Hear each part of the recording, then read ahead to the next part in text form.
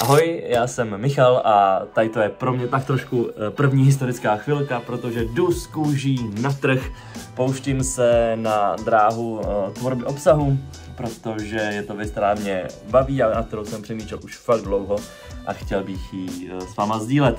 Zakládám komunitu Business na rovinu. Je to komunita, kde chci sdílet business takový, jaký opravdu je, bez toho pozlátka. Nechci ukazovat jenom to hezký, ale chci ukazovat tak, jak to jako reálně v životě podnikatele je. A hlavní důvod je ten, že já chci ukazovat, jaký je ten přerod mezi živnostníkem a majitelem malé firmy. Protože já jsem si myslel, že podnikání je vlastně jako to, když mám živnosťáka, se v pohodě. Ale od té doby, co mám zaměstnance, nebo zaměstnance spíš kolegy, nebo kamarády kolegy, tak já tomu spíš říkám, tak je to úplně jiná hra. Mně se úplně převrátil život a moje myšlenky o podnikání se totálně změnily. A chtěl bych hlavně kolem sebe tvořit komunitu lidí, kteří to mají podobně, kteří jsou živnostníci, velcí živnostníci a chtějí mít firmu nebo už mají malou firmu a musí se taky učit spoustu nových věcí, které s tím přichází. Je to tak trošku i pro mě, já věřím tomu, že v té komunitě si budeme navzájem radit, budeme si navzájem pomáhat, bude na to založený Discord a mým cílem teda je i tak trošku pro mě, abych já se vykecal z problémů, který třeba v tom podnikání, v tom běžném podnikání mám, ale i sdílet to, co už já jsem jako nabil, tak sdílet dál jako s váma. Nebude to jenom o podnikání, bude to mít poměrně jako hezkou linku, pokud se mi teda podaří tyhle ty videa všechny natáčet. Jednou týdně by měl vycházet blog, jednou za 2 týdny by měl vždycky vycházet nějaký větší topik, o kterým bych potom chtěl mluvit dál. Dneska je teda první den tady tohohle prvního vlogu, ten už by měl být, já totiž už jsem natáčel jeden vlog, testovací vlog, ale ten jsem se rozhodnul, že nevydám, protože se mi prostě nelíbil. Takže teď je ten první vlog, první videa, takže wow, je to pro mě velká věc a doufám, že vás to bude bavit. Tyhle ty vlogy tak budou z normálního mýho podnikatelského běžného týdne, bude tam i trošku lifestyle, bude tam i trošku můj běžný jako život. Jako referenční firma, na který to všechno budu ukazovat, tak bude Aliatrix, což je moje velká srdcovka. Je to projekt, kdy tvoříme umělecké vizuální představení pro lidi na celém světě. Máme tady v Praze kanceláři, kde teďka zrovna sedím na Pankráci a o tom všem se dozvíte. Každopádně, pokud vás to zajímalo, tak se podívejte na Aliatrix Show a tam nás prosím podpořte nějakým lajkem, odběrem a tak, protože já to díky Aliatrixu vlastně můžu tvořit, protože kdybych neměl Aliatrix a ten tým, který dělá spousty práce, tak já bych určitě neměl čas tvořit takovýhle jako podobný projekt. Těším se, co všechno tady ten nový můj směr přinese, strašně se na to těším. Takže se mějte, čágo. Tak my máme po poradách a já jsem akorát s Bájou dělal unboxing našich nových mirror kostýmů. Jenom hodně. No nic, tak já jsem po posilce, po cvičení, po večeři a je zhruba 10, já jsem zpátky v kanclu. Já teďka mám fakt jako hodně práce, takže jsem úplně jako mega ve stresu. A i když mě stres baví, protože člověk tím získává něco jako dalšího, hodně roste a tak je to trošku otravný. Prostě to trošku jako bere tu mentální kapacitu. No ale teďka je večer a já už vím, že nikdo nebude volat, žádný z klientů, já nebudu nikomu volat. Tím pádem úplně ze mě všechno spadlo. A já teďka sedím tady a úplně na pohodičku dělám to, co je potřeba. To znamená teďka během 2, 3 až nevím 4 hodin třeba, tak dodělám to, co potřebuju a zase budu mít jako hodně čistější stůl. Občas prostě je potřeba k tomu sednout a fakt se jako zabejčit. Teďka jsou 2 hodiny ráno, já ve 4 hodiny stávám. Ale stálo za to. Dobrý den, spoustu projekcí jsme udělali. Odpověděl jsem třeba na 15 poptávek. A teďka si jdu konečně na chvilku lehnout. A to, že stávám ve 4, někdo může říct 2 hodiny spánku, bude spát málo, ale mě vlastně to dneska vůbec jako nevadí, protože za prvý jsem měl fakt dobrý den. A za druhý, zítra ráno odjíždím do Milána na fotbal Slavia Inter, na co se strašně moc těším. Takže dnešek zapracovaný a zítra bude chill day, teda částečně chill day, musím trošku pracovat, ale fakt jenom trošku. A večer zítra Slavia Inter, strašně se to těším. Dobré ráno! Je něco po 5. hodině a já už jsem na cestě na letiště. Dneska noci se mi zdálo, že můj jeden z nejlepších kamarádů tak se vydal na pěší cestu do Japonska. Tak mu asi musím napsat a já jsem zvědavý, co mě ty sny říkají. Mimochodem, čtete sny? Nebo hodnotíte si nějak sny? Já bych chtěl víc, chtěl bych si je zapisovat, protože mi tam občas napadají úplně šílené věci.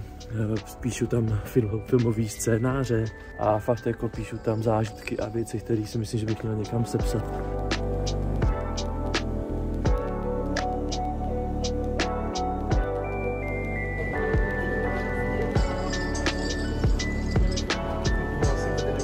to jsme na letišti. Vyrážíme, Honzík nám donesl proviant.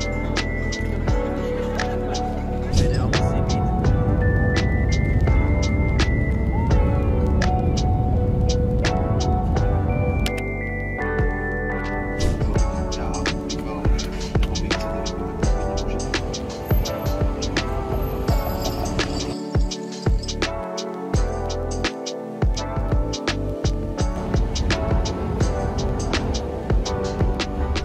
Hotel.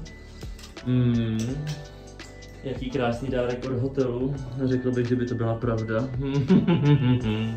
Je tam ten zájem jako o předání ceny teda na ledě. Platí, že asi tam taky můžeme, pokud samozřejmě...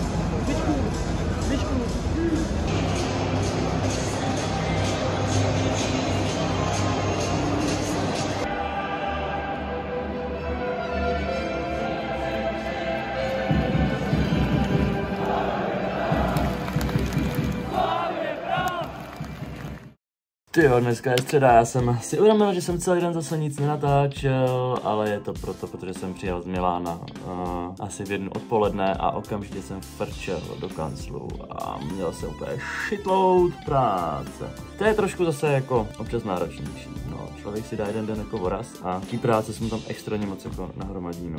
Já jsem ještě zdaleka neskončil, ale v pátek tak máme super show, si myslím. Videomapping se slacklinistama a s našimi ohnivými umělcema v Ostrově, tak vám tam taky nějaký záběry z toho semka hodím. Takže my dneska tady s Albískem přetáčíme voice-overy na jednu show do Ostrova. Tady sedíme, máme scénář, máme všechno, co potřebujeme. Tak my už jsme tentokrát v Ostrově, je čtvrtek a dneska instalujeme na tady ten krásný barák, projektory na zítřejší naší show projekční. Tady 2 follow spoty, aby byly krásně vidět slacklinisti. Tady spoustu techniky, vevnitř Kamil. A zítra to tady rozsvítíme. Tak my pokračujeme ve stavbě. Stavíme věž na projektory. Teďka jsme měli produkční schůzku s vedením Ostrova. Na úspěch. Kamil maká, já si dávám pivo. První světlíška. Jestli je něco potřeba nepodcenit, tak teploučko. Přesně, tak musí být základ. Papání, kafíčko a jonťa.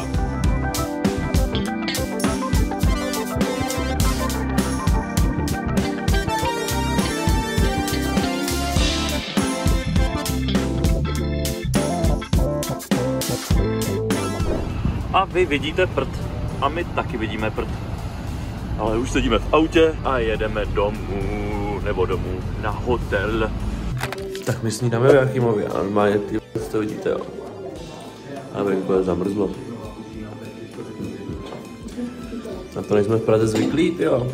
Budu se opakovat, ale nejdůležitější věci v režijním stanu. Kafe a teplo. Takový trošku permoník Evička vypadá. Co?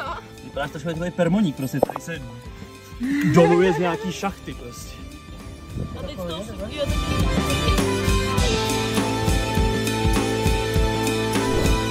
Je to za náma, je to za náma, je to za náma.